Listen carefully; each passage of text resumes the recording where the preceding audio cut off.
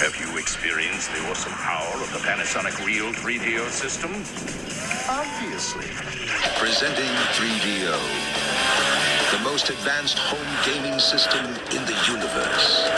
It's time to put away your toys. 3DO from Panasonic, Gold Star, and Creative Labs. A new low price and free games. Mind-blowing graphics of Panasonic Real 3DO. 3DO.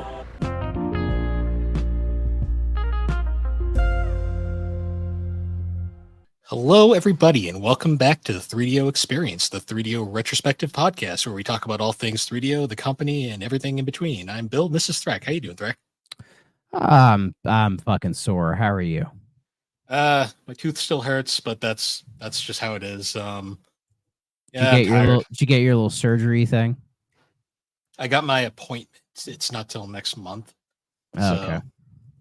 Gotta wait for that. It's not like in searing pain anymore. Now it's just kind of annoying pain. So I know what you mean. Yeah. It's funny. I went and got my prescription for antibiotics, and then like the second after I got it, the pain went away. I was like, great. Oh, there you go. So could have been worse, I guess. Yeah. Now I just have some drugs on my counter that I don't know what to do with. Hell yeah. You take them. That's what you do. They told me not to take them if I don't need them, and I'm not in pain. So, yeah, fair enough. If you don't want to get addicted to prescription drugs, not really. Frankly, not that much. That's okay. I mean, when I got my wisdom teeth removed, they gave me the giant ibuprofens, the massive horse pill ones. I still have them because I didn't use them all. And then they gave me, I forget what it was. I forget. It was like an opiate or something. I never bothered taking it. And I've always had this thought where it's like, say I had a week off from work and I'm like, oh, on the first day, let me just take one, see what happens.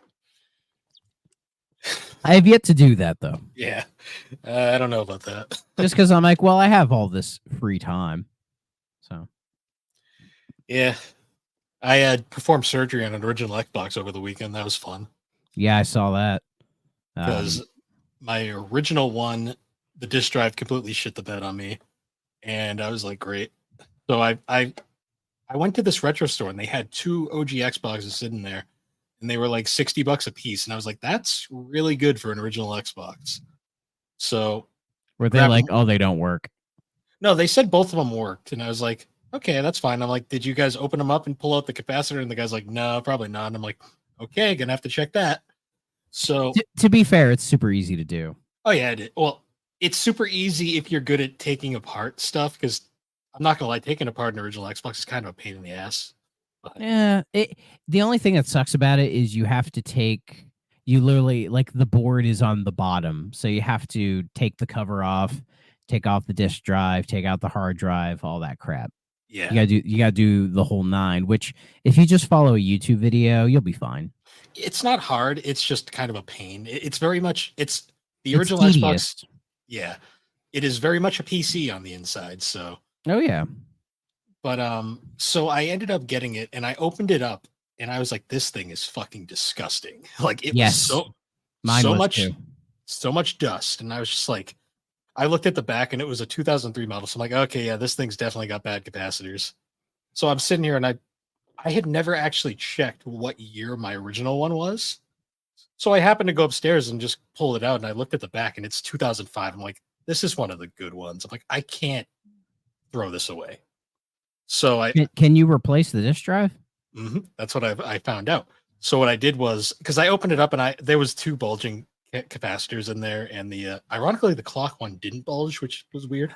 Well, I know starting sometime in like 03, if your capacitor, if it's past a certain firmware, or if it's like it has like gold around it, you're good. You're fine. You don't have to worry about it. So I know I think my Xbox is like 2001, I think. Like the firmware on it was super old. So when I took it out, I found it, and they all said like, well, desoldering is the cleaner way to do it, but I don't know how to desolder. So I just ripped it out. Ripped it, but then I cleaned it up and, through the compressed air, and it was fucking dirty as shit, because I bought mine off Macari So like I got a deal on it, but it was in very rough shape. But I've cleaned it up and given it some love. So and that's the thing where this drive works, the hard drive works, like everything works perfectly fine. The only weird thing is the disk drive needs a disk in it to work. Like if you don't have a disk in it, it won't eject. Which doesn't make any sense to me. To be fair, he put that in the description. He's like, as long as you have a disk in it and you're fine.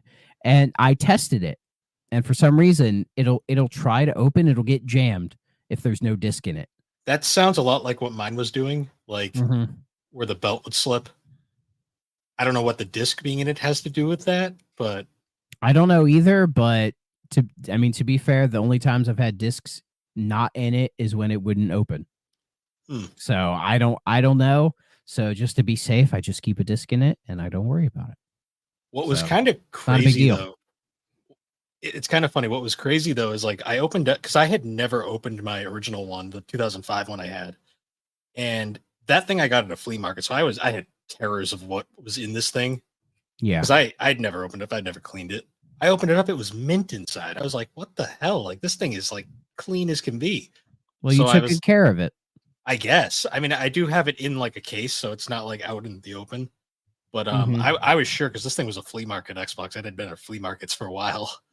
But yeah, so like once I realized that the thing was like I couldn't get rid of the original, and I just like I Googled, I'm like, are the disk drives interchangeable? And it's like they're not the same, but you can swap them. So I was like, all right, might as well try. So I took the disk drive out of the disgusting one, cleaned it up, stuck it in the new one, closed it back together, booted it up, worked like a charm. I was like, hell yeah. So you got a nice minty one now. Yeah. And I also have a gross one for parts that I'm going to just hold on to for now. There you go. So I bought a extra S controller because the S controller it came with, let me see if I can grab it. Like it's perfectly fine, but like the sticks are like fucking awful. I don't know if you can see them, but they're like kind of chewed on the side and like they drift just a little bit. So I bought another one and it works perfectly fine, no problem. But for some reason, I think where the wire goes into the controller is loose. So more often than not, it'll say like, "Oh, your controller disconnected." And I like opened the thing up and tried to like reset it and make it tighter, but it's not working. So I just fucking deal with it, which it's more of a nuisance than anything else. But you know, I'm trying to figure it out. Maybe I should ask that OG Xbox Reddit. Maybe they know something. Yeah, that was the one upside to getting another OG Xbox. I now have 2 S controllers and a Duke. Oh yeah, I got my Duke right here. And that's the thing. The Duke works perfectly fine. Like I bought this in a store for like $20-25. Perfect. Like it's minty. Like it feels like it was barely ever used. It probably wasn't because not a lot of people liked the Duke back in the day. I get it. Like I don't hate that. I don't hate that controller, but now that I've put more time in the S, I prefer the S. Well, it's because it's a proto 360 controller, basically. Yeah, it's not as good as that though. Well, no, they perfected it. Like I still get thrown off by the fact that the OG Xbox controller doesn't have bumpers. Like that still throws me off a lot. Yeah, the black and white buttons I'm not a fan of them at all. Like even on I think the placement of them is better on the Duke. Like having them at the top as opposed to off weirdly to the side. Same with like start and back. You know, like I hate where they sit on the S. They're just way too out of the way for me. But everything else is fine. Like the D-pad's fine, I guess. Sticks are fine. Buttons feel good. The triggers I like. The back triggers are really nice. It reminds me a lot of the Dreamcast controller in a lot of ways, which is interesting because Sega and it has the memory card slots. Yeah, that are, I'm pretty sure. I've never seen an original Xbox memory card. Neither have I. Me either. Sorry. Which is insane because I'm sure they're dirt cheap though. Probably. It's funny because I've seen Xbox 360 memory cards, but I've never seen an original Xbox memory card. Let me see. Okay, there's the first one I see on eBay. It's $18 for an OEM one. I might buy one just to have one. But I've thought about it. They're a little more expensive than I expected, but not terrible. yeah, I mean, this is a guy who spent a lot of money on that Seagate 2 terabyte expansion for his Series X. So, yeah, it's a good thing you mentioned Sega because must Nice. play over here. The combo, but the game I have my Xbox plugged into that old CRT, so that's what I've been testing stuff on. And the game I've been playing is Star Wars Battlefront, nice. just because I'm getting a bit of that nostalgia wave playing it on an old ass TV. I'm like, oh, I remember this. And the thing is, I played the PS2 version, so I remember those load times being awful. But on Xbox, they are fucking seamless. It's great. Yeah, it is very amazing, actually, kind of like playing Xbox stuff now and just realizing, holy shit, like this thing was really ahead of its time. Oh, yeah. The hard drive was really nice. And a lot of games, I think probably why they look and run best on here is because they're probably offloading stuff into the hard drive. Probably. So things could run better. So there are some games where I've noticed like the load times are a little bit longer, but you end up with like more seamless gameplay when you get to it. But then there are some games that load like pretty quick, especially for games from this era. So speaking of load times and games you've been playing recently, you guys have been enjoying the hell out of Sonic 06 over on the Game Club. Yes, I have a physical, not a family Platinum Hits copy because I have more available. This is a genuine like first label print run or whatever the fuck they say. I don't know. I have a Platinum Hits version because I couldn't. I do not. And it's got the manual in it. The manual that has the list of power-ups for Knuckles that aren't in the fucking game. Oh, that's true. And it's a black and white manual, which is sad. Yeah.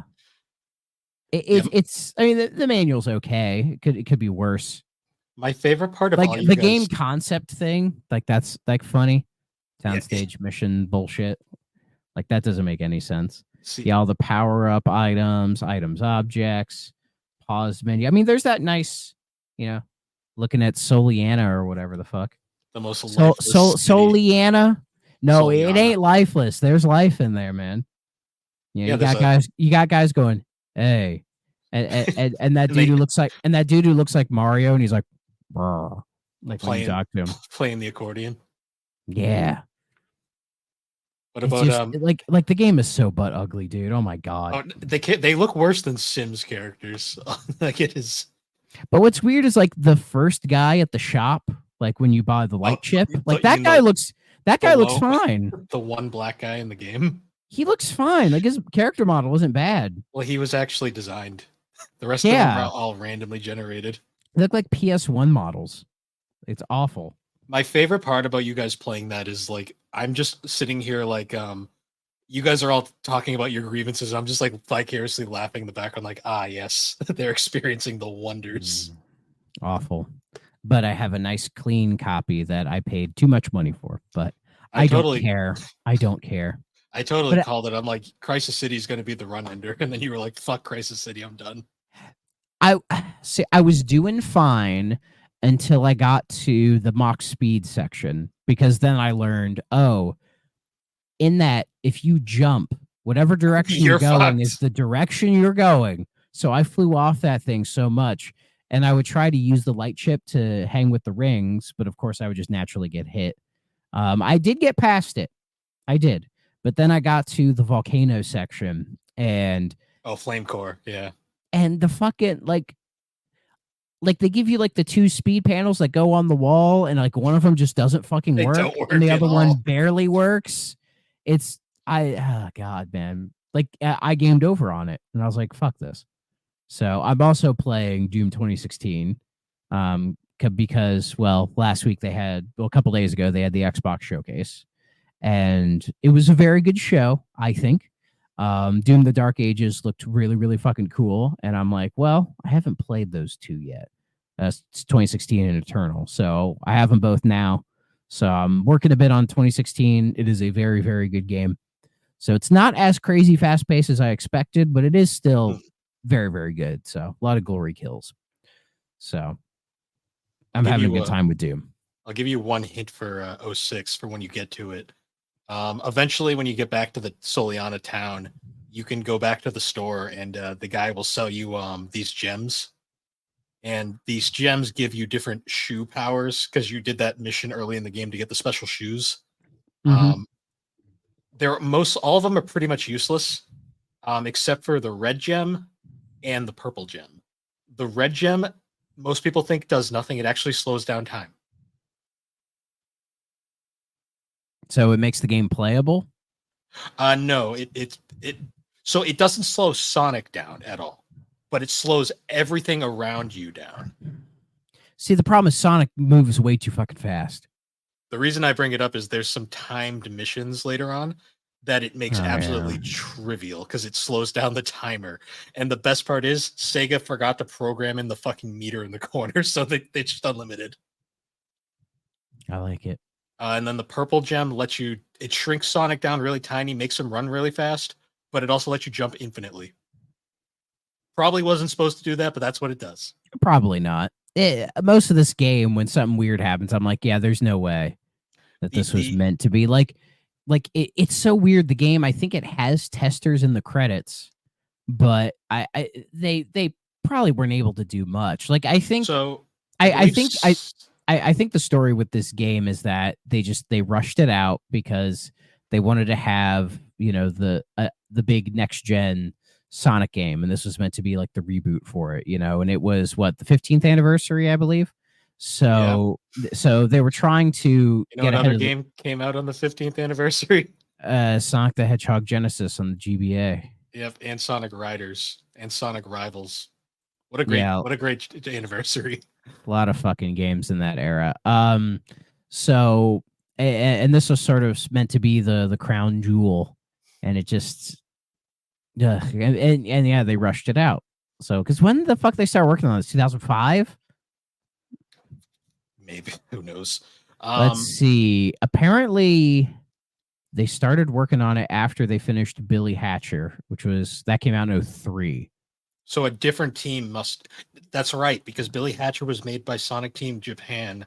Yeah. Meanwhile, the Sonic games that were coming out at that time were made by Sega Studio USA. So it was a different team. That makes sense, because I was trying to think, if it started then, who made Shadow?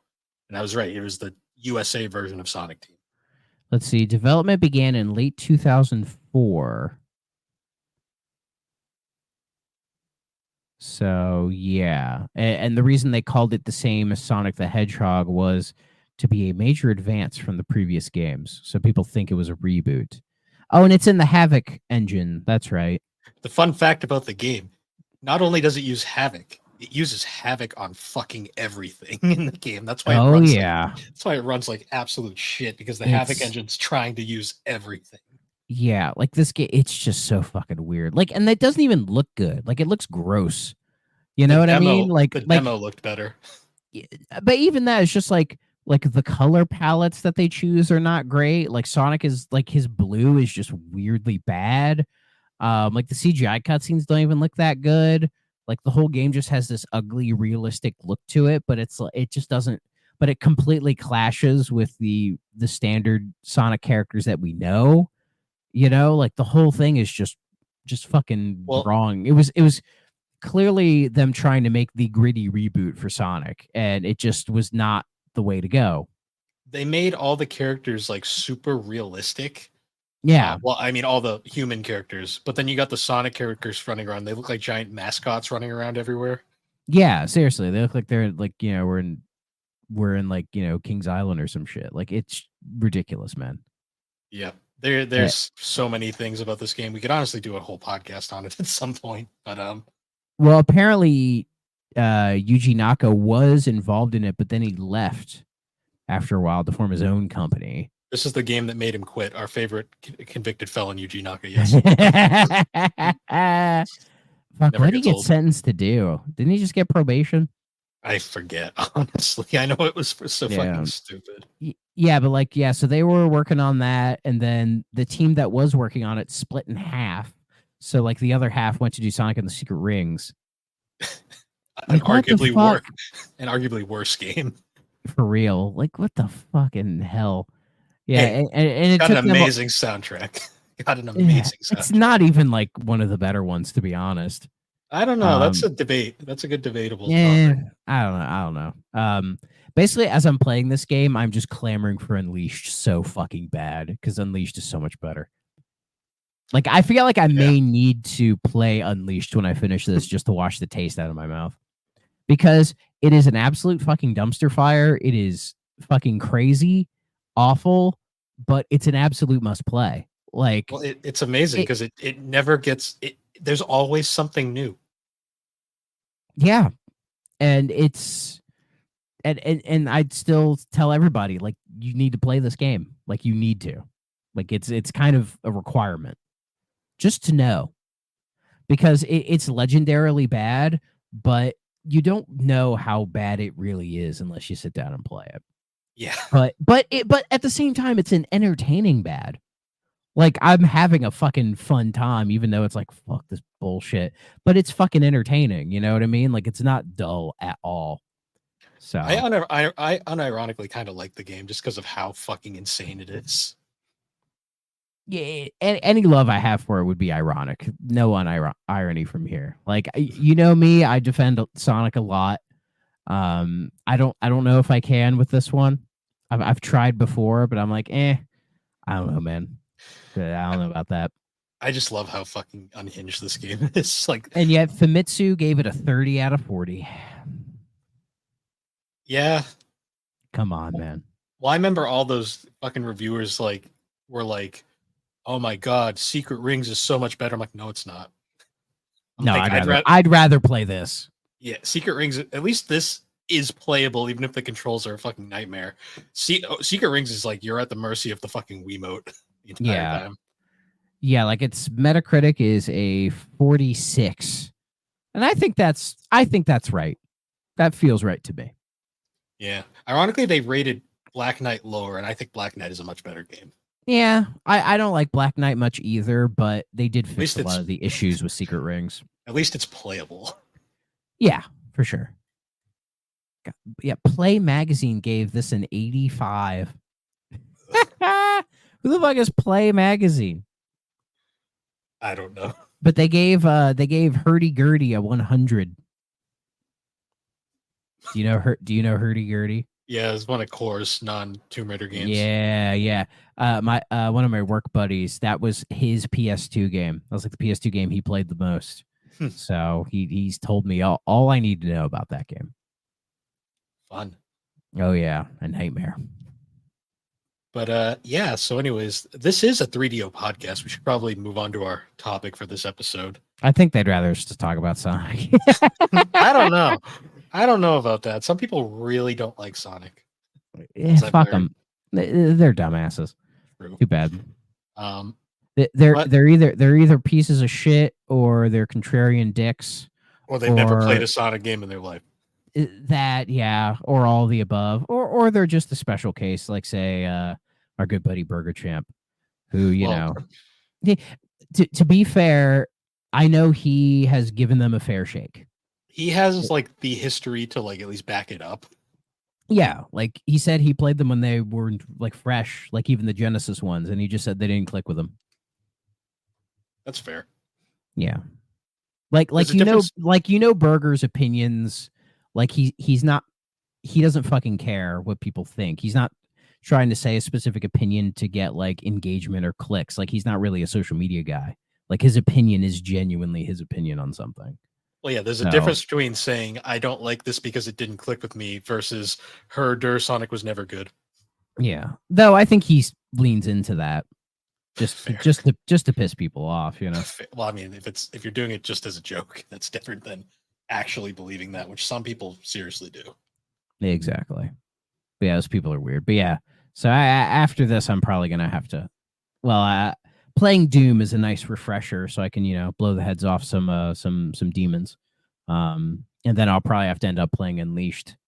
And then you can play 'Cause Colors, and then I've Generations. played Colors already. Well, if you're going down the list though, you play Unleashed, then you play Colors, and then Generations, Sonic X Shadow, whatever the fuck it's called. Oh, comes out, yeah. you can replay that. See, I'm with that game. I'm gonna try to get Dre from Fine Time and Chris from A Novel Console. I'm gonna try to get those two to collab with me together on that game. Because I don't know why. I feel because those two don't know each other, but I feel like if they did, I feel like they'd become friends. I'm amazed they don't, because they're in Yeah. like similar circles. They just probably don't. And they have interact. similar opinions. And they're Huh. both kind of old. Well, I think Dre's older, but you know. Yeah. Yeah. But Yeah, I'm gonna get them both. And the three of us will talk about Shadow Generations or whatever. Because you know I'm playing it. Sonic X Shadow, the most risky Google search you'll ever have. Yeah. And somebody asked Sega, like, oh, what they were like, oh, are you guys gonna keep remastering old Sonic titles? And they're like, yeah, maybe. They need to do Heroes. Like Heroes is the one that I think needs it. I think Heroes with a better engine would actually be a really good game. And it's not available outside of like the standard PS2, Xbox, GameCube. Like it never got a port ever. I don't even think it's on Steam. It was on PC, but it never got brought to Steam. Yeah, so that game, give that game a glow up. It's not bad. Like Adventure 1 and 2, if you do that, you kind of need to remake them. You know, Adventure 1, yeah. 1 and 2, like they both need the glow up, I think. See, whereas Heroes, I think if you just clean Heroes up, you know, maybe put in a new engine, I think it would translate better as like a nice remaster. Yeah, honestly. Hey, some people want Shadow remastered. Fuck it, why not? That game's a comedy. I don't care what anyone says. It's really expensive. I don't know why that game is so pricey. I am Shadow the Hedgehog. This is who I don't know. But anyway, Steve Jobs died of Ligma. Who the hell is Steve Jobs? Ligma balls. Shout out to Jet. What a great YouTuber. Love him. So going on to our topic now before this just becomes the Sonic podcast. I mean, I'm here. It already is. I know. So for our topic for this episode, we decided because the game we're playing for 3DO this next is a bit on the longer side, we decided to do another filler episode. And yeah, I'm looking forward to that one. Well, I haven't touched it yet. I've been kind of busy. I mean, same to be honest. But, well, also I didn't mention that I have a job interview the day that this comes up. So oh, nice. Maybe I'll actually get something. Who knows? Last one didn't go too well, so maybe this one will be better. Anyways, hoping for the best. But yeah. So like we've done with our previous episodes, we're doing another developer showcase because the 3DO had a few developers that were pretty key to its early years. Previously, we've talked about EA and we've talked about Crystal Dynamics. This time, we're going to talk about a company that kind of gets overshadowed, at least for their early years. Nowadays, they're kind of a household name. And that studio is Toys for Bob. Toys for Bob. To me, it feels like they were a dev team that didn't really get any sort of recognition or notoriety until like maybe 10 years ago. Yeah. Maybe 15 years ago. Ironically, creating a game that was incredibly polarizing at the time it came out. Oh, yes. But we'll get to that. So, a little backstory on Toys for Bob. They're actually a lot older than you'd think. They were founded in 1989, 35 years ago, by Paul Reich III and Fred Ford. And I didn't know this, but they were actually owned by Crystal Dynamics from 1993 to 2000. It kind of makes sense because their early gameography is closely tied to Crystal. And I was reading into it. Apparently, at one point, Crystal just kind of laid off the entire team. And then the co-owners with Terry Falls basically reincorporated the studio as an independent studio in 2002, which is around the time the iconic Toys for Bob logo was first introduced. And they signed a publishing deal with Activision, who would then later buy them in 2005. And the rest is kind of history from there. Yes, then they kind of gained the reputation that they have today. But before we get into that, we should talk about their early years. And they made a lot of games that a lot of people wouldn't know was actually them, because in their early days, they were never really credited for anything. Yeah, very much a ghost dev. Is that the term we would use? I mean, I know there's like ghost writers in music, but I don't know if that term would apply to video games, like a ghost studio. I don't really know. I guess so, because they're kind of like Toze, because Toze develops a ton of games, but they're never credited. But Toze still does that. Like Toys for Bob isn't that anymore. True. I mean, Toys for Bob has stepped on their own these days. Oh yeah, we'll get to that. But yeah, Toze, like their list of credits are long and wide, and it's so weird that they like don't get much credit for anything they do, which I don't quite understand why. But you know, their most recent thing Toze's did, as far as I know, is that Dragon Quest Monsters game on Switch. So, which I heard was fine, but I haven't played it yet. Yeah. So, going back now to Toys for Bob, their first game was a little game called Star Control. Yes.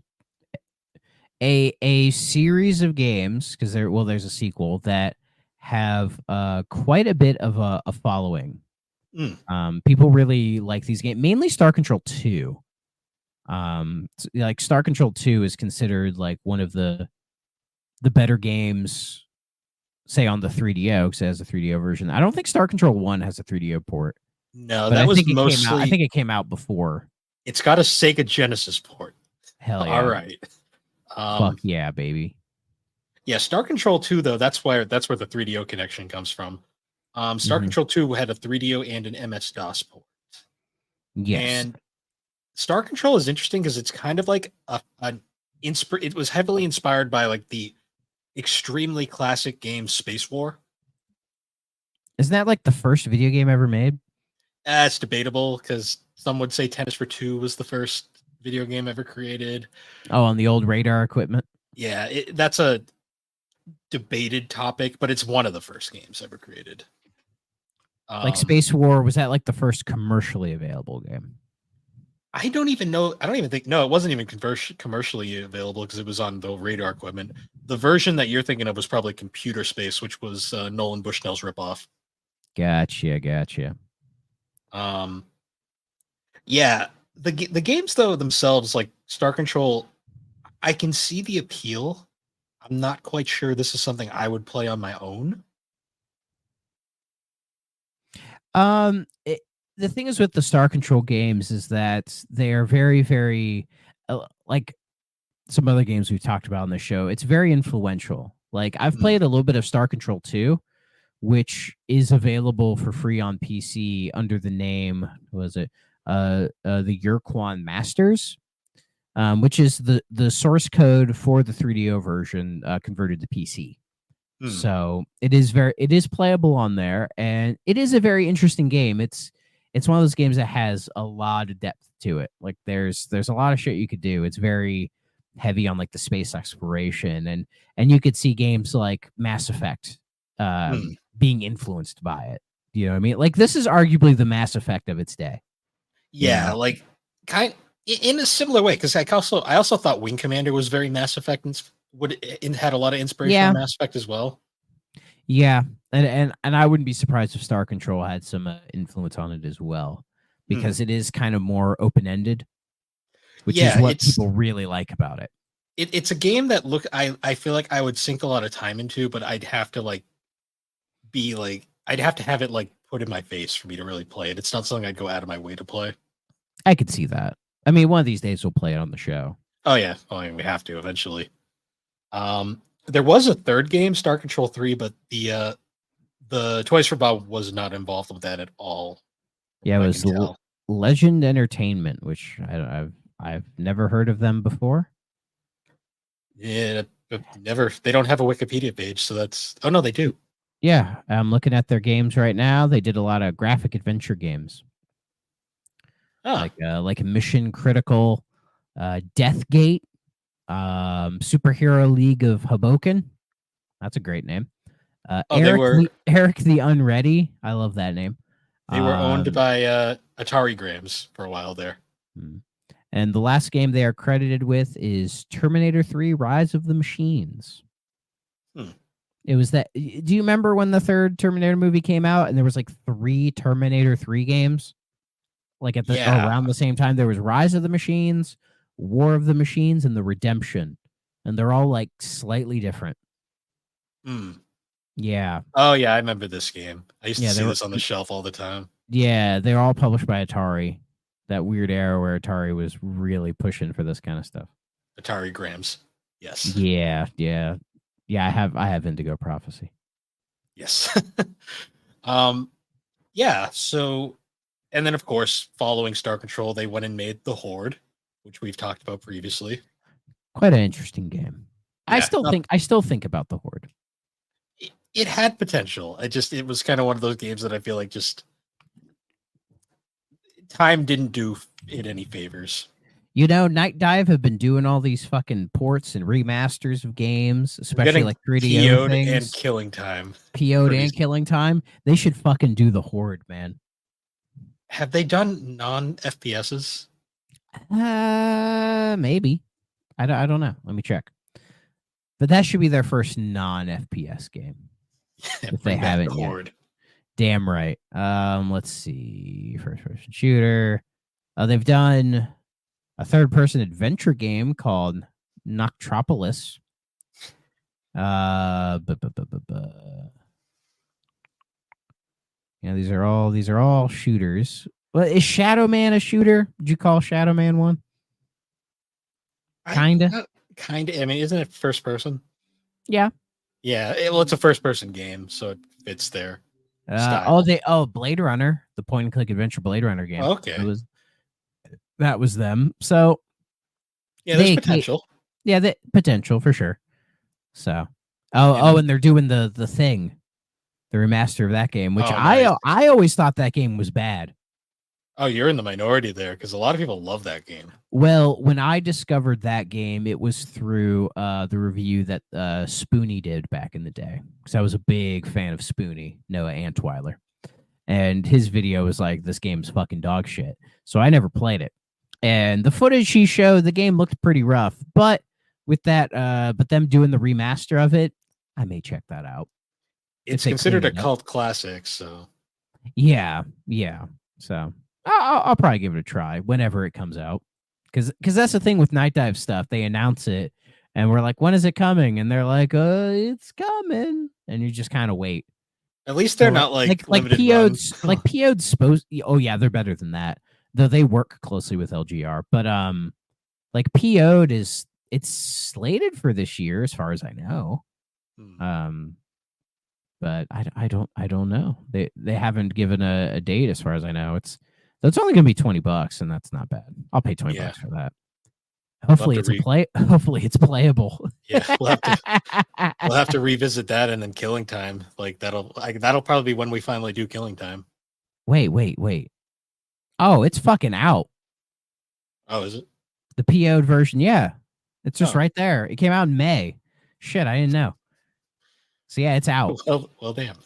So eventually we'll this will be on the short list, folks. Well, it's on Steam. I don't know if it's on consoles yet. It probably is on consoles. We'll probably and $20 is not a bad price for that. We'll probably do like a compilation episode at some point where we revisit a couple like games and just give like updates. Mm-hmm. Like we can throw a Road Avenger or Road Redemption, whatever it's called, in there. Oh yeah, that'll be a good one to do. Yeah, I will add this to the wish list, my Xbox wish list.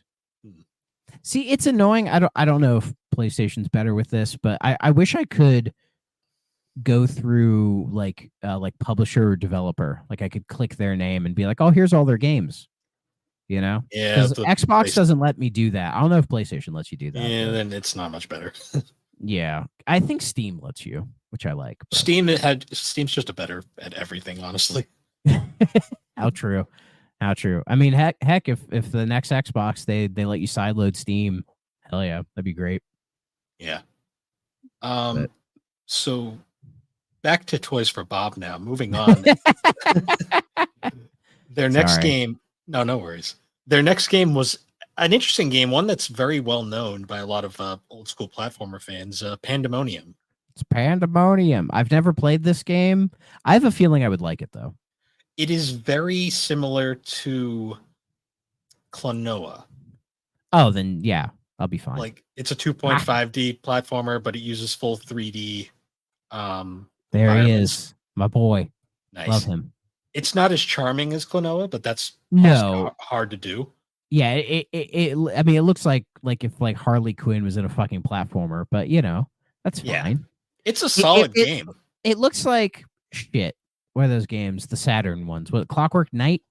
I think it looks better than Clockwork Knight just because the world's actually kind of, it's not stuck on a purely 2D plane. It kind of does like the Klonoa thing where it like wraps around at times and like, Yeah. Looking at some screenshots of it. Yeah.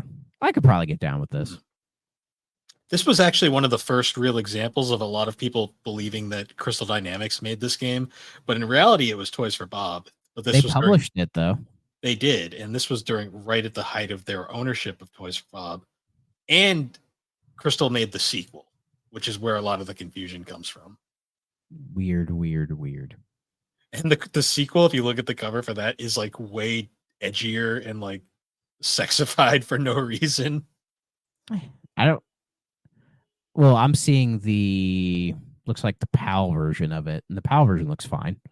Yeah, the main character, they like gave her like a massive fan service upgrade for no reason. Let's see. Is the NTSC version any different? I'm trying to see. No, it's the very same one. Yeah, it's the same cover. They just I don't think it looks that bad. no, it doesn't mean- look bad. I'm just saying they like went from Oh, her, that they gave her some boobs. they made her like fan servicey for no reason, which I just You- find amusing. I mean, to be fair, I think it looks a bit Tomb Raider. Yeah. But just think honestly, I wouldn't have noticed unless you told me. So it's one of the things I just picked up on because I look at the two, I'm like, wow, this was a very 90s thing. I mean, it still exists now, but you know, True. in different ways. And then the next game they would make, this game is one I've never played, but I've seen everywhere. The Unholy War. See, this looks like an RPG, but it's not. No, it's a fighting game. of all Yeah. things. Yeah, it was. This is a game that I've definitely seen, and the stills I've seen of gameplay it looks ridiculous. I'm not gonna lie. I mean, that cover, like, what is that? It's an unholy war. Yeah, but I see like hexagonal grids. So is this like chess combat from Mortal Kombat Deception? I don't know. I kind of want to buy a copy of this now because I need to know. Yeah. Well, maybe we'll morph this into the PS1 experience, and then we can talk about this random shit. Maybe at some point. Yeah. They also made in Japan only this weird anime looking game. Let me see if I can say this. Majoko Daisasken Little Witching Mischiefs.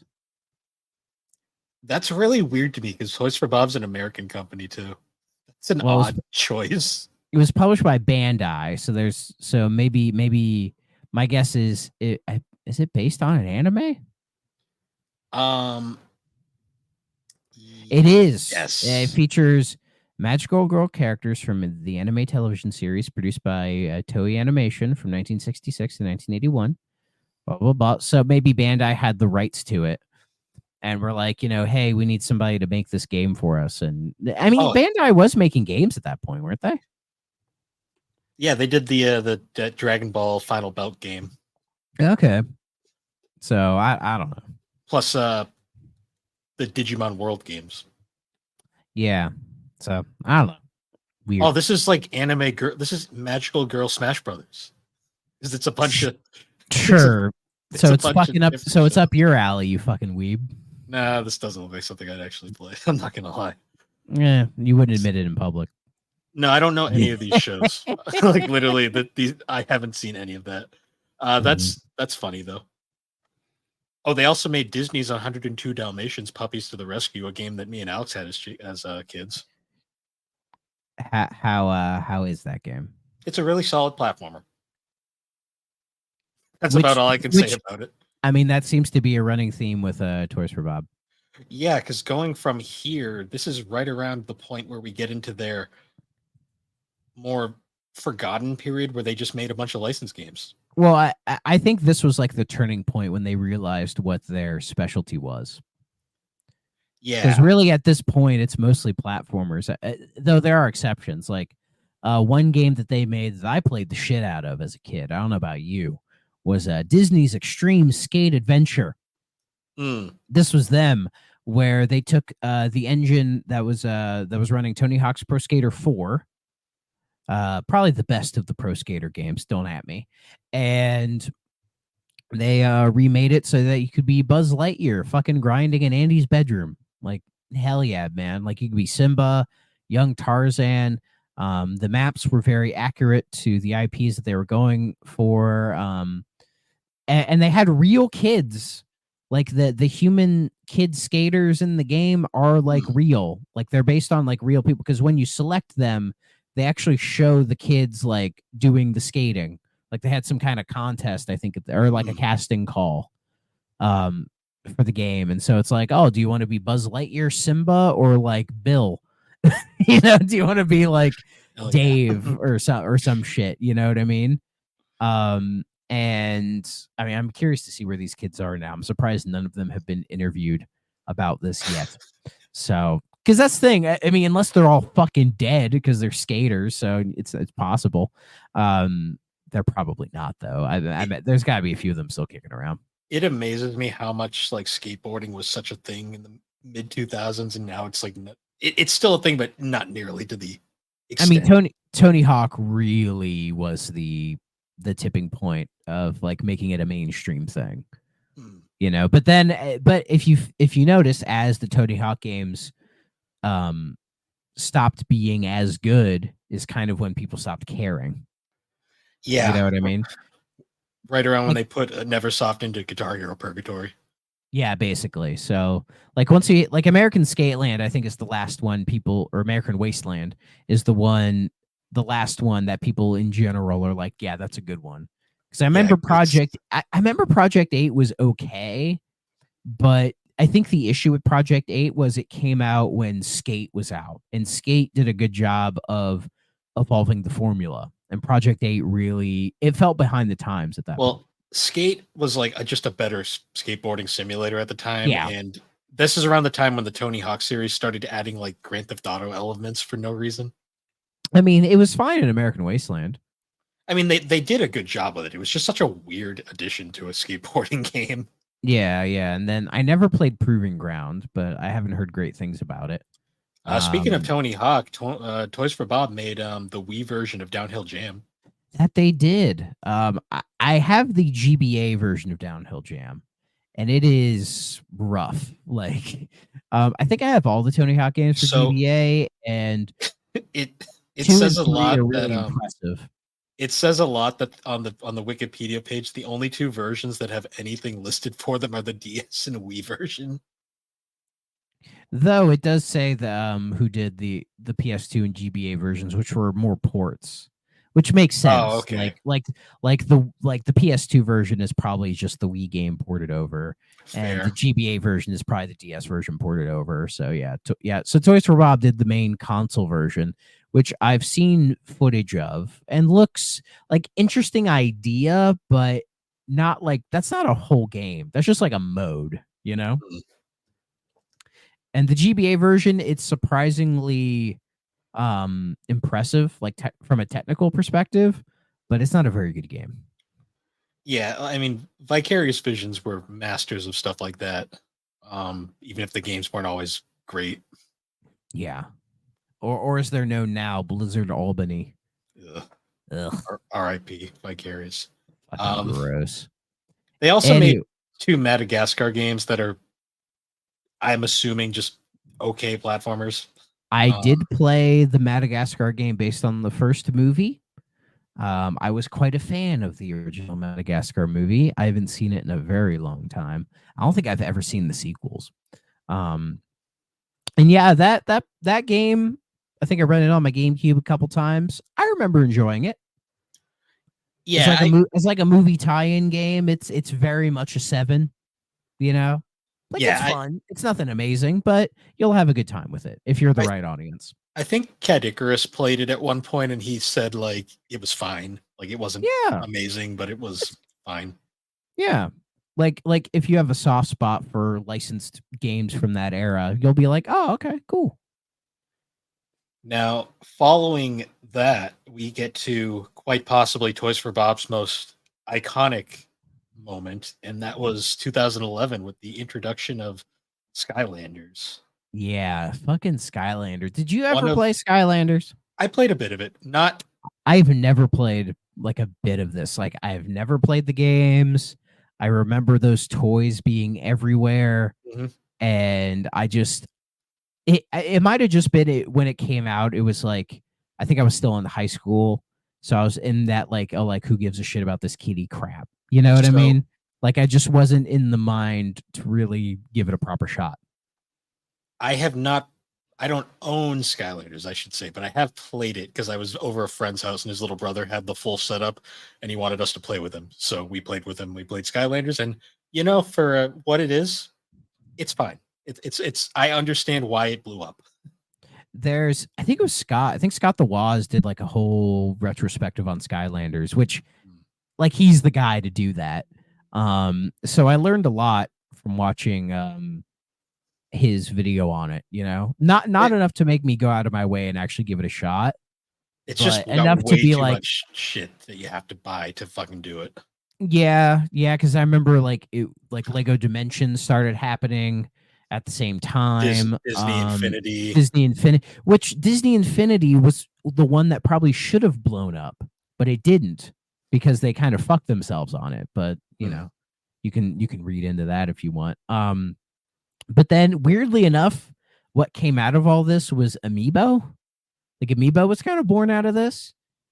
And Amiibo still kind of exists. Like they've never completely gotten rid of it.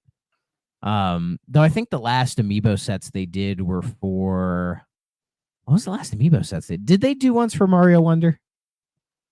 Maybe. I haven't bought an Amiibo, and the last Amiibo I bought was the Cloud Strife ones for when you got into Smash. Okay, because I have a Hero from Dragon Quest. I have Bayonetta 2. Speaking of Amiibos. What's up? All my Amiibos are back there. Nice. I don't know if you could see him, but Hero's right there.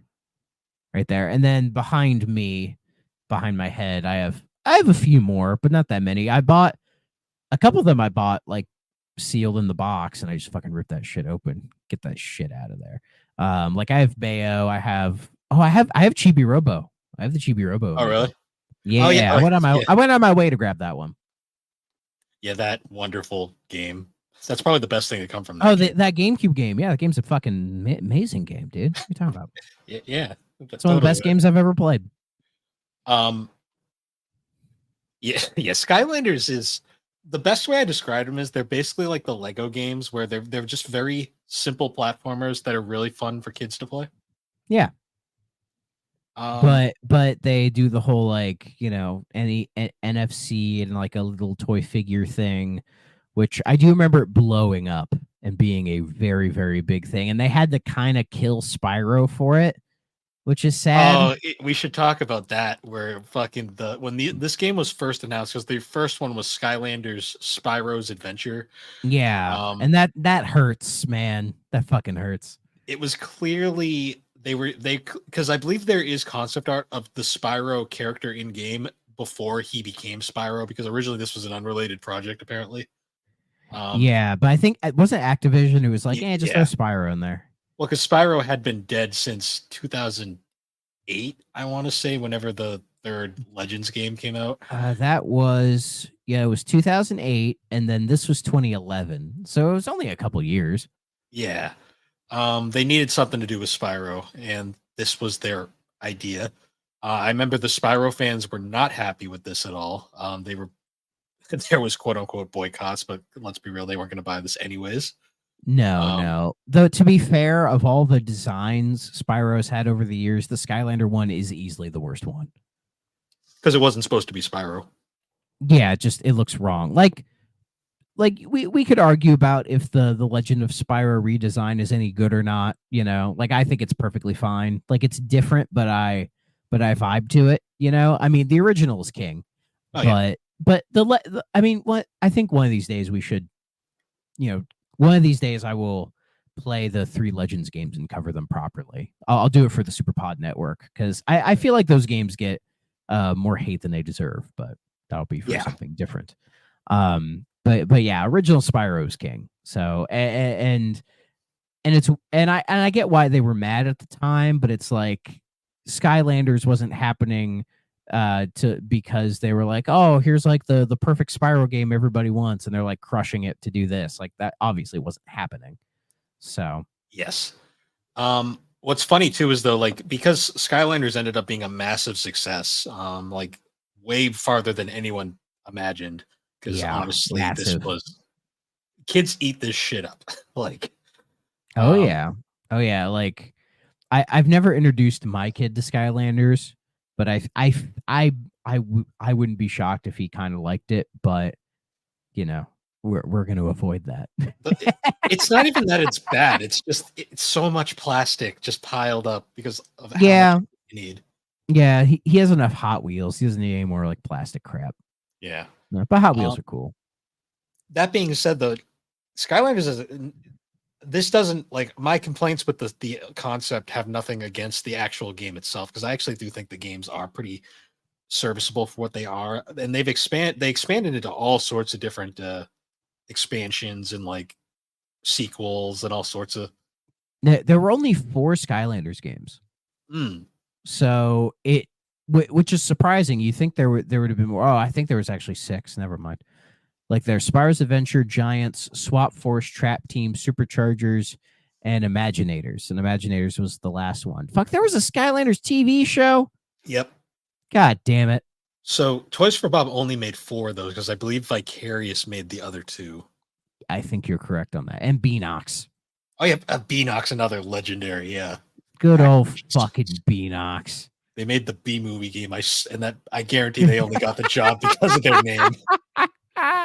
Hey, that's all that matters, man. You know, that game's a piece of joke. Especially when like, yeah, the B movie game was 07, and the only game they did before that was a game called Pillars of Garandal, which is like a fucking PC RPG.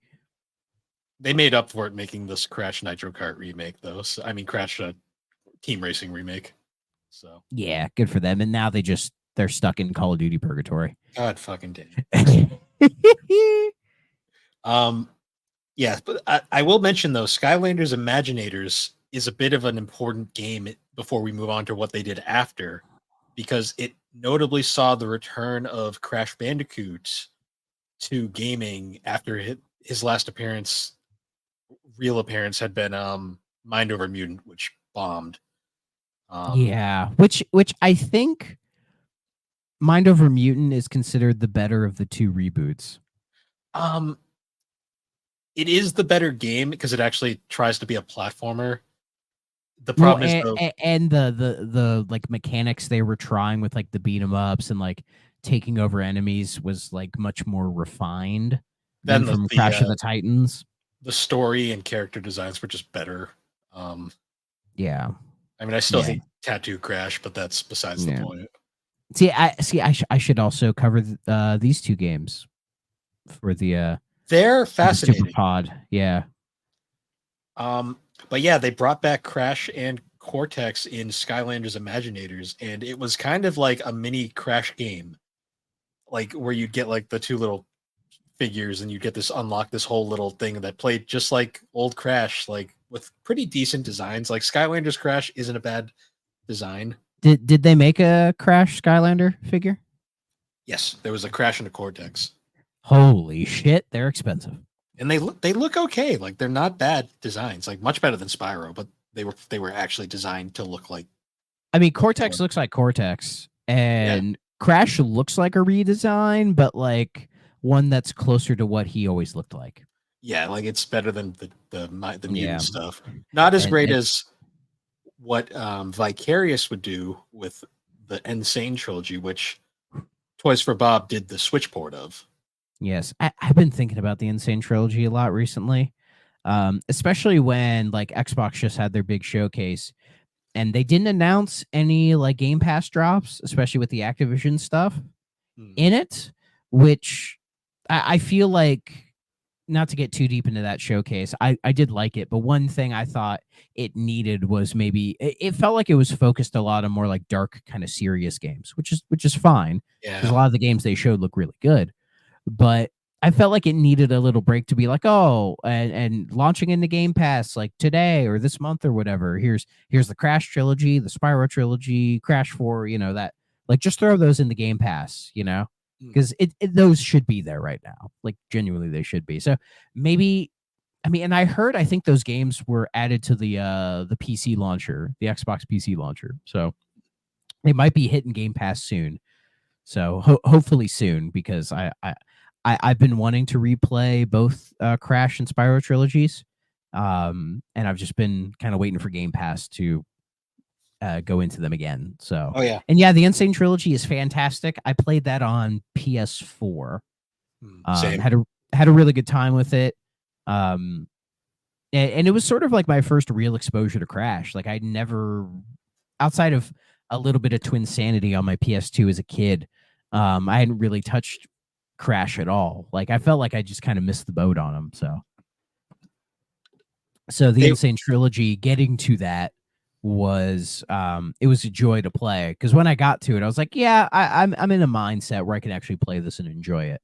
So, and ever since then, I've kind of been wanting to play the entire Crash series. Oh yeah. Now, while they didn't make the Crash Insane trilogy, they did make the Spyro Reignited trilogy, which everyone kind of saw coming. Yeah, and I've never played the Switch port of the Insane trilogy, so I don't fine. know how good or not good it is, but It's I imagine basically the it's same. It's identical. Yeah. They probably just did it because, oh yeah, because it came out on PS4 originally by itself, and then I think it was Yep. like a year later it came to everything else. It had a timed exclusive thing because, I mean, let's face it, Crash PlayStation, even though they're not Yeah. technically, it's just, it made sense. It fits, yeah. And what's weird is that, yeah, like Vicarious Visions did the PS4 version, and then Toys for Bob did the Switch version, Iron Galaxy did the PC version, but they don't say who did the Xbox One version. So did Vicarious do that? Maybe? Maybe. I mean, it's a Wow. good port regardless. So It was either them or Iron Galaxy. it might have been Iron Galaxy because they did PC as well. I mean, PS4 Maybe. and Xbox One are so close, like comparable, that it probably wasn't that hard of a port. Yeah, so who knows? But anyways, yeah, Insane Trilogy, fantastic. It was cool to see Vicarious Visions do it. And my guess is Vicarious Visions probably would have done the Spyro trilogy had They were doing not Tony ended- Hawk at the time. Oh yeah, 1 and 2. Yep. Which people fucking loved. I still haven't played it. Very good port. Yeah. Or remake, I should say. But wasn't that the last thing they did? Yeah, before they became Blizzard, whatever. Well, no, they were doing Call of Duty bullshit, and then they got Blizzarded. Yeah, which is a shame. So that kind of left Toys for Bob open to do the Spyro trilogy. Which, very good job. Like they brought Tom Kenny back to do the voice, which was interesting because he didn't do Spyro's voice in the original game. It's a good fit though. Well, he did Spyro in 2 and 3. The first game, he was voiced by the guy who played Rocco in Rocco's Modern Life, Nice.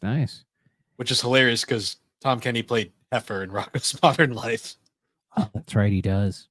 But they also got Stuart Copeland back. He didn't do the whole soundtrack, but he did the menu theme just as a callback. And I think they took his original versions and Yeah, they just rearranged them or something. Kind of like how they redid Scott Mansell's original Crash scores for the the Insane trilogy. They basically took Stuart Copeland's amazing music from Spyro and just instrumentized it essentially. Yeah, it says here he's credited with original music, the main theme, and assisted with remastered tracks. Yes, yep, that's what it was. So yeah, and yeah, the Spyro Reignited trilogy, that was sort of my first real experience with Spyro as well. Trying to think. A friend of mine gave me his copy of Spyro 2 for PS1 because he was really into it. And I tried playing it and it just didn't click with me. I had played Hero's Tale at one point and thought it was perfectly fine. But it wasn't until I got this for Switch that I just really got sucked into it and played the fucking shit out of it. Like I completely finished Spyro 1 and 2. I would have completely finished Spyro 3, but I could not beat that pigeon race that was like by like the ships, you know, that one. I couldn't beat it. I couldn't get first place, so I eventually gave up on it. But yeah, it was fantastic, and that's another one that I've been thinking about, as I said with Crash, that I've been thinking about playing again. Just because I think it'd be cool for especially Spyro to go back and try to get all the achievements. I don't know if I do it with Crash because they're probably fucking ridiculous. Playing Spyro 1 through 3, you really see the early DNA of what would become like Insomniac Games, like just trademark everything essentially. Yeah, and they aged so well. Like they're still super fucking fun to play. I had a blast with them, and it just and yeah, like I think it was right after this they went into no they didn't do that. Ratchet and Clank. Like Ratchet and Clank, which kind of makes sense. Yeah.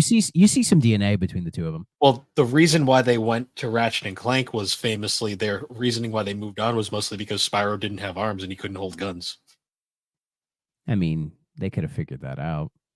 Well, they also didn't own the IP and they wanted to move on, which is ironic because they didn't even own Ratchet because they Sony owned it, but besides the point. Yeah, what can you do? And apparently this the remake changed a couple things around. Yeah, there was a lot of quality of life improvements. Well, apparently it was let's see, some enemies in the first game wielded semi-automatic weapons that shot bullets. Now they changed what they shot out, like a little substance or whatever. Ripto's Rage had a genie that was named Bombo, but they changed his name to Bog the Flag Keeper. So it changes. I little get things, little things. I get it. It's not a big deal. Yeah, little things that if it came out now, people on Twitter would have fucking lost their shit over it. I mean, we can probably go back. We can probably go back then, and they probably lost their shit then too, but no one cared at that point. It's like, yeah, that's nothing. Like the games are still the games. Who fucking cares? And then the most surprising game they put out after the Reignited trilogy, Crash 4. It's about time. Yeah, Crash 4. I still have yet to play this game. At this point, I'll just wait till it hits Game Pass because it's going to at some point. Well, I played the first couple levels and then I put it down because I got sidetracked by something else. And my one of my buddies at work has played this game. Like I think he got the platinum trophy for it. And it's what I played. The levels, it plays really well, and I thought the level designs were really good. So, well, what he said about it, and I think I've heard some other people say about this game. If you like just kind of play it kind of casually, just to go through the game and have a good time, it's great. But trying to 100% it is a fucking nightmare. I mean, to be fair, that's just kind of a Crash Bandicoot staple sometimes. I'm told it's worse here. Like it's worse than the original games. Like there's just like certain like fruits and certain collectibles and certain things you have to do that are just way too intense, like way too fucking far. Like they kind of leaned way too much into that from what I've been told. So well, just keep that in mind. Maybe somebody will let us know in the Discord. But from what I'm told, 100%ing the game is a fucking nightmare, and don't do it. But if you play the game just to play the game, it's a good time. That's probably what I'll do. I'll just have fun. Yeah, and I think probably some people would say this is Toys for Bob's. Toys for Bob's, like their crowning achievement is probably this game. Honestly, yeah, because after this, they went through Call of Duty Hell. They did make Crash Team Rumble, which is fine. I haven't played it. I don't know if I have any interest, even though I think now the whole thing is free, so I could just download and fuck around with it if I wanted to. I played a little bit of it. It's fine for what it is. It's a little fun, little party waste time kind of game. Is it a MOBA? Maybe. I think so. I don't know. It's kind of like a battle royale-ish kind of game, sort of. And it has I think Spyro's in it as well. I think so. I just mostly remember playing it, and it played fine, and it was fun for like an hour before I moved on to something else. Yeah. I mean, maybe one of these days we'll both download it and mess around with it, because if I remember correctly, when Toys for Bob went independent, they basically like support got shut down for it, but all the unlockable stuff was just made free. Like they just hit the switch that's like, oh, it's free. Just go in and have fun with it. They probably didn't tell Activision about that either. They probably just did it and left. Yeah. And apparently, going back to Crash 4, there's a really there's a little Easter egg in there in like the dialogue where it's like some characters are talking and they're like, oh, we gotta, like, this is the fourth time we've had to deal with Cortex or whatever or something, and somebody's like, really, only 4? Feels like it's been more than that. They're like, no, this is the fourth time. It's like, are you sure? I feel like we've done this more than 4 times. Well, because Wrath of Cortex was famously known as Crash 4 in Japan. So, well, the joke is it's called Crash 4, but there's been so many games past 3. Come on, dude. Twinsanity was Crash 5. So, yeah, way to kill the fucking joke. Anyways, Crash 4, cool. I'll play it one of these days, but from what I hear, it didn't sell super well. Or according to Activision, it didn't sell well. But I'm sure it sold fine. Prototype didn't sell well either, apparently, and that I looked at the numbers and it was pretty good. So, let me see if I can get numbers for Crash 4 sales, because for crazily enough, the Spyro trilogy, I think its sales are like over 10 million, which is fucking great for that. I don't know what the Insane trilogy has sold. It has sold over 10 million as well. And the Crash 4 sales are 5 million. That's not bad. That's pretty good. That's pretty fucking good. For Activision standards, though, that's probably unacceptable.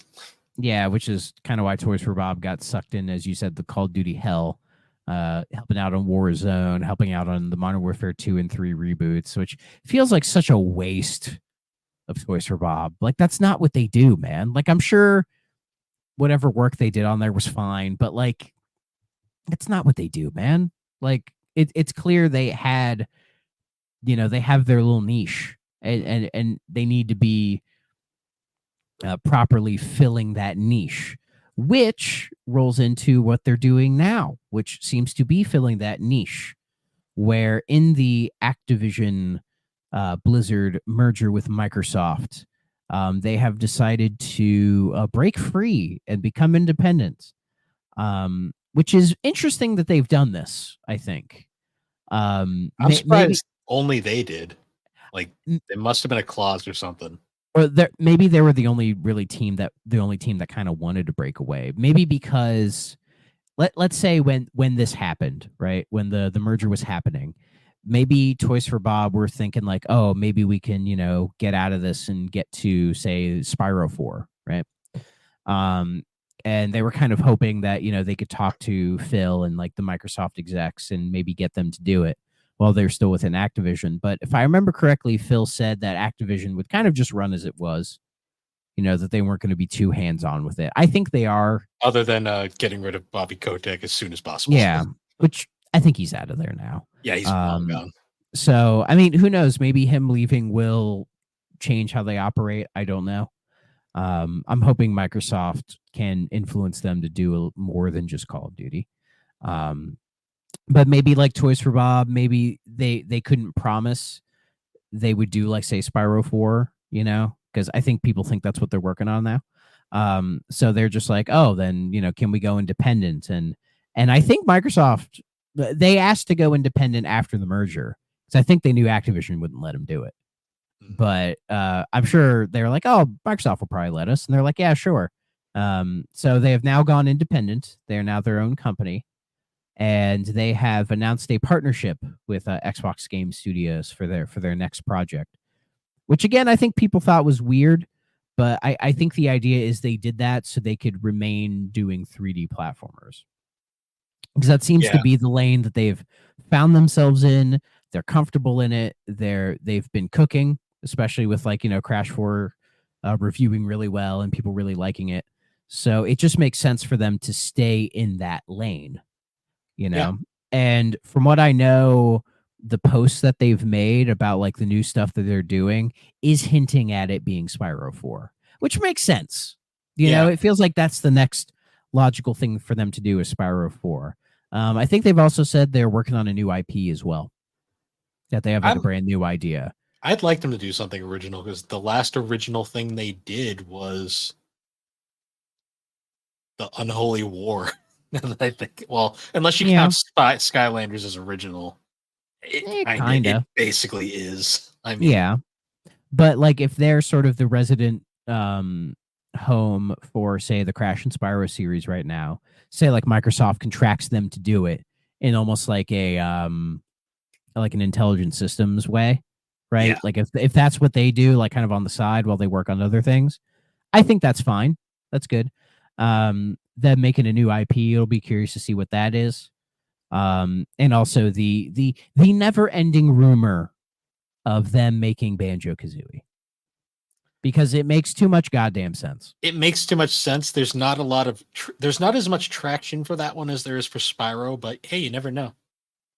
Though I feel like Microsoft doesn't understand that, say they said to Toys for Bob, like, hey, let's remake the original Banjo-Kazooie, which apparently a remake of the original has been in the work, or at least has been an idea since the 360 days. You know, say Toys for Bob wants to do it, Microsoft lets him do it, and then when they eventually unveil that at like a Xbox Game Showcase or whatever, I don't think they realize the very positive reception they will get for that. Because people still love Banjo to death. Like, it's not a mainstream property at all, but it has its die-hard fans. Oh, yeah. Like, people who are still waiting for it. And if it happens, that, like, people will be very, very excited for that, you know? I mean, hell, I'll probably play it. So, yeah. So it's something that they probably should be considering.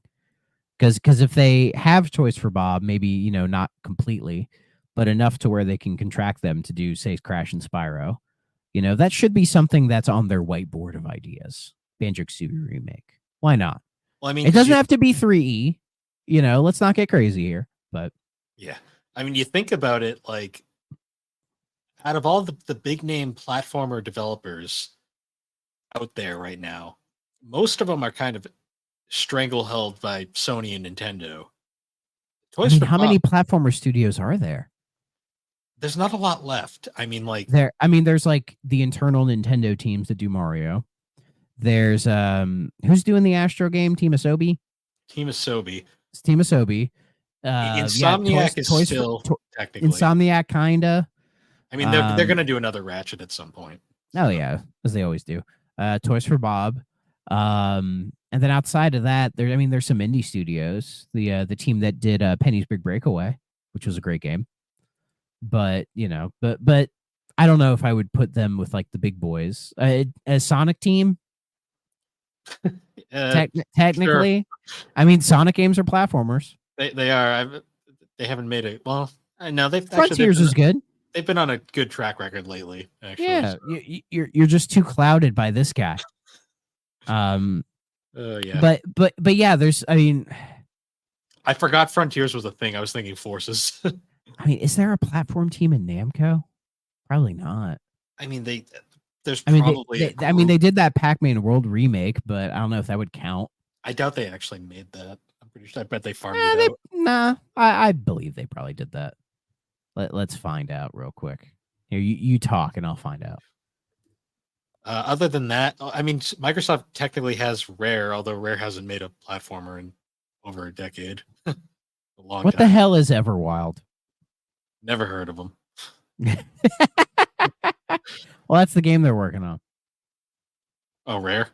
Yeah, Everwild. Oh, I thought you. For some reason, I thought you meant that was the studio that made the Pac-Man remake.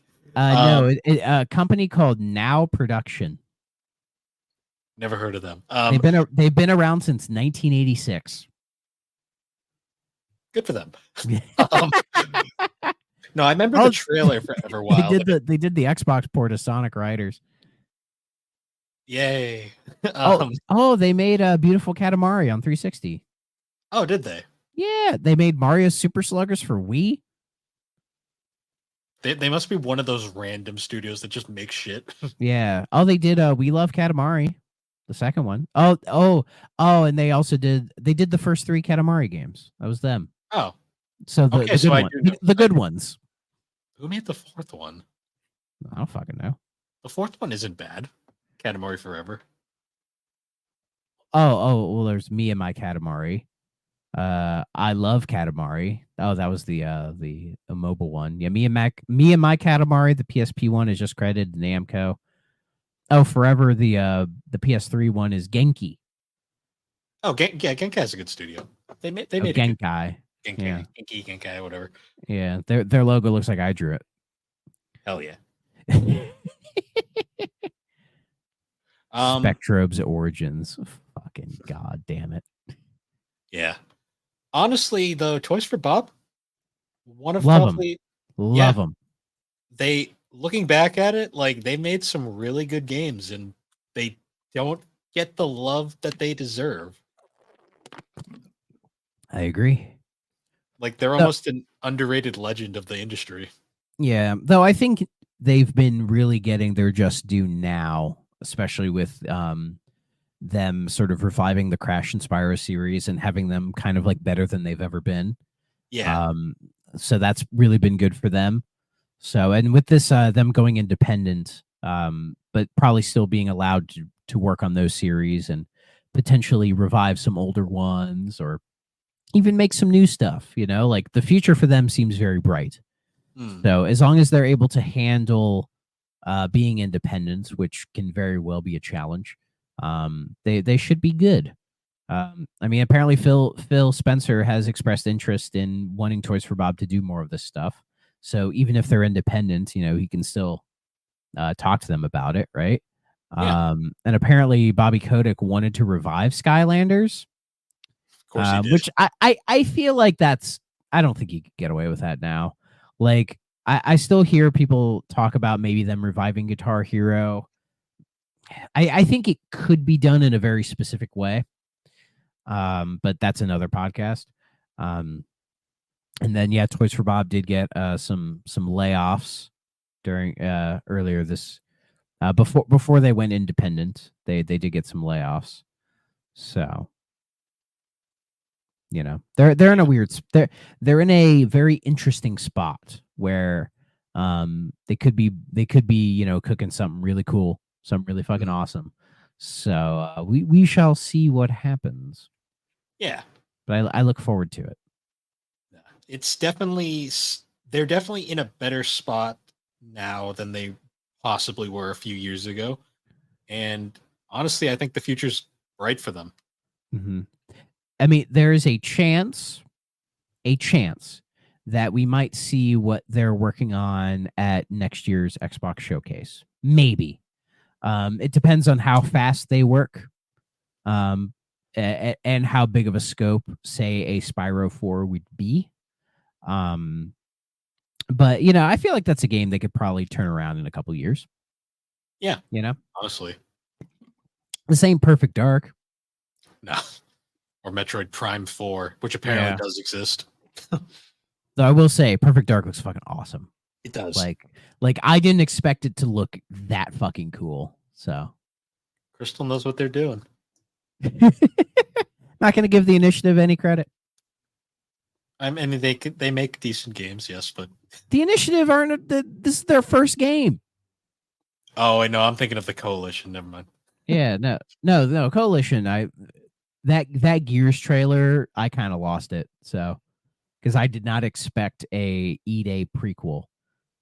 Yeah, that was interesting. I'm actually I'm currently budgeting for an Xbox Series X. So, well, I have a feeling Emergence Day, like why they're doing this now instead of Gears 6, like a direct sequel, because Gears 5 ends on a cliffhanger, is maybe they're doing this because something from Emergence Day story-wise will play into Gear 6. So they want to be like, let us know what happened so it can connect maybe. Hmm. So who knows? And also, it could be that the DLC for Gears 5, Gears Hive Busters, was very, very well received. And it is a fantastic little campaign that reminds you of kind of the earlier Gears games. So maybe Coalition's like, fuck it, let's just make let's do the Emergence Day game everybody's wanted. Like everybody's wanted a game about this, like when the Locusts properly show up. So fuck it, let's do it. You know? So, and for those listening, if you want to know my opinions on the Gears of War series, if you check out our sister show, A Novel Console, me and Chris did a little mini series where we co-opt the entire series, and you can hear our thoughts there. I always forget we're a big family now. Yes. All in our Super Pod network. Yes. So go listen to those because my opinions on them still stand. My favorite Xbox franchise. Not totally. But yeah, so next time, guys, barring that we get enough time to play them, we're going to be talking about Psychic Detective. If not, we might think of another filler in between, but potentially. We'll see what happens. Yeah. The plan is Psychic Detective next. If not, then we'll get to it. It's the next game for sure. But, yeah. I don't even know how long the game is, so yeah, it's 4 discs, but I'm pretty sure that's mostly just because it's full motion video. So yeah. Let's see. Oh yeah, how long to beat is the thing? It has it at 2 hours. Oh, that's nothing.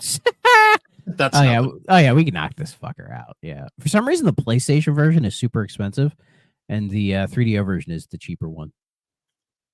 Huh. Yeah. Oh, I don't know how that happened, but you know. Maybe a low print run. Potentially. But yeah, so once again, guys, thanks for joining us on the 3DO Experience. The 3DO Experience can be found on all the major podcasting platforms, particularly Apple Podcasts and Spotify. You can also find our episodes on YouTube with video versions. And with that, you can also find all of us at the SuperPod Network, a growing community of podcasters. You find other great shows there, like SuperPod Saga, Retro Rehab, Super Ghost Radio, Find Time, Gaming Together, Novel Console, just name a few. Shout out to also all the other guys I'm brain farting on at the moment.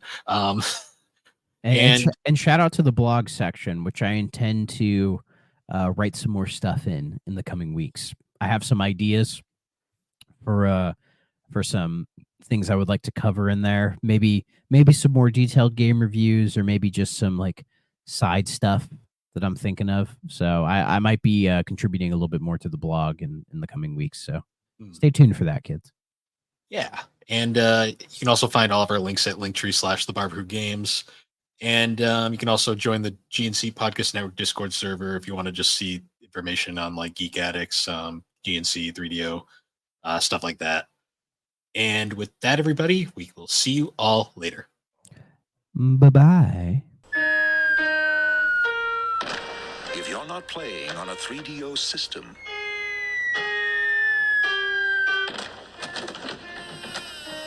what are you playing with?